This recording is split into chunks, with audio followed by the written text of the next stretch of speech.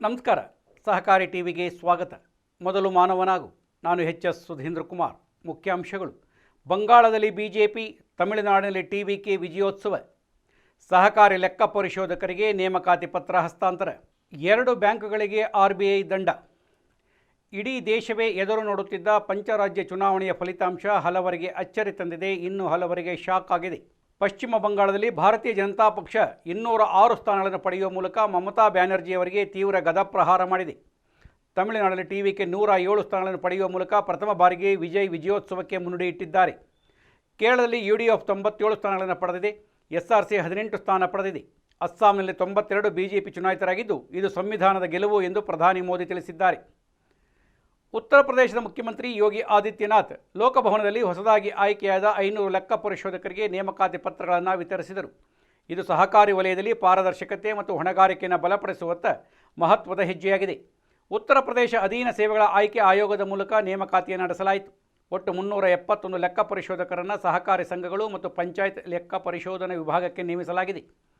ಇದು ಸಹಕಾರಿ ಸಂಸ್ಥೆಗಳಲ್ಲಿ ಆರ್ಥಿಕ ಮೇಲ್ವಿಚಾರಣೆ ಮತ್ತು ಆಡಳಿತಕ್ಕೆ ಪ್ರಮುಖ ಉತ್ತೇಜನವಾಗಿದೆ ಎಂದು ಪರಿಗಣಿಸಲಾಗಿದೆ. ಆದರೆ 129 ಲೆಕ್ಕ ಪರಿಶೋಧಕರು ಸ್ಥಳೀಯ ನಿಧಿ ಲೆಕ್ಕ ಪರಿಶೋಧನಾ ಇಲಾಖೆಯಲ್ಲಿ ಸೇವೆ ಸಲ್ಲಿಸುತ್ತಾರೆ.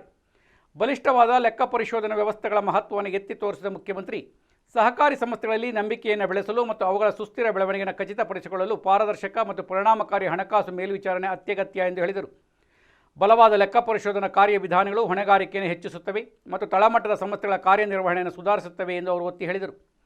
ಹೊಸದಾಗಿ ನೇಮಕಗೊಂಡ ಲೆಕ್ಕ ಪರಿಶೋಧಕರು ಸಮಗ್ರತೆಯನ್ನು ಎತ್ತಿ ಹಿಡಿಯಬೇಕೆಂದು ಕರೆ ನೀಡಿದ ಯೋಗಿ ಆದಿತ್ಯನಾಥ್, ಅಭಿವೃದ್ಧಿ ಹೊಂದಿದ ಉತ್ತರ ಪ್ರದೇಶವನ್ನು ನಿರ್ಮಿಸುವಲ್ಲಿ ಸಕ್ರಿಯ ಪಾತ್ರ ವಹಿಸುವ ಮೂಲಕ, ವಿಶೇಷವಾಗಿ ತಳಮಟ್ಟದಲ್ಲಿ ಸಹಕಾರಿ ಚೌಕಟ್ಟನ್ನು ಬಲಪಡಿಸುವ ಮೂಲಕ ಅಭಿವೃದ್ಧಿ ಹೊಂದಿದ ಭಾರತದ ದೃಷ್ಟಿಕೋನಕ್ಕೆ ಕೊಡುಗೆ ನೀಡಬೇಕೆಂದು ಒತ್ತಾಯಿಸಿದರು.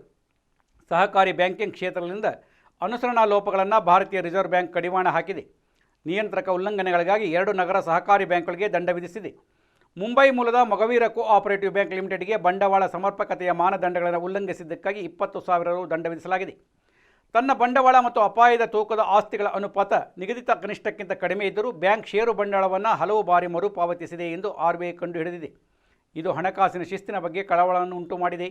ಪ್ರತ್ಯೇಕ ಕ್ರಮದಲ್ಲಿ ಆಸ್ತಿ ವರ್ಗೀಕರಣ ಮಾನದಂಡಗಳನ್ನು ಉಲ್ಲಂಘಿಸಿದ್ದಕ್ಕಾಗಿ ಪಂಡರಾಪುರ ಅರ್ಬನ್ ಕೋಆಪರೇಟಿವ್ ಬ್ಯಾಂಕ್ ಲಿಮಿಟೆಡ್ಗೆ 2 ಲಕ್ಷ ರು ದಂಡ ವಿಧಿಸಲಾಗಿದೆ. ಬ್ಯಾಂಕ್ ಕೆಲವು ಸಾಲಗಾರರಿಗೆ ಅಸ್ತಿತ್ವದಲ್ಲಿರುವ ಅನುಪಾತ ಆಸ್ತಿಗಳನ್ನು ಮರುಪಾವತಿಸಲು ಸಹಾಯ ಮಾಡಲು ಹೊಸ ಸಾಲ ಸೌಲಭ್ಯಗಳನ್ನು ವಿಸ್ತರಿಸಿದೆ. ಇದು ಅದರ ಸಾಲ ಪುಸ್ತಕದಲ್ಲಿನ ಒತ್ತಡವನ್ನು ಪರಿಣಾಮಕಾರಿಯಾಗಿ ಮರೆಮಾಚುತ್ತದೆ.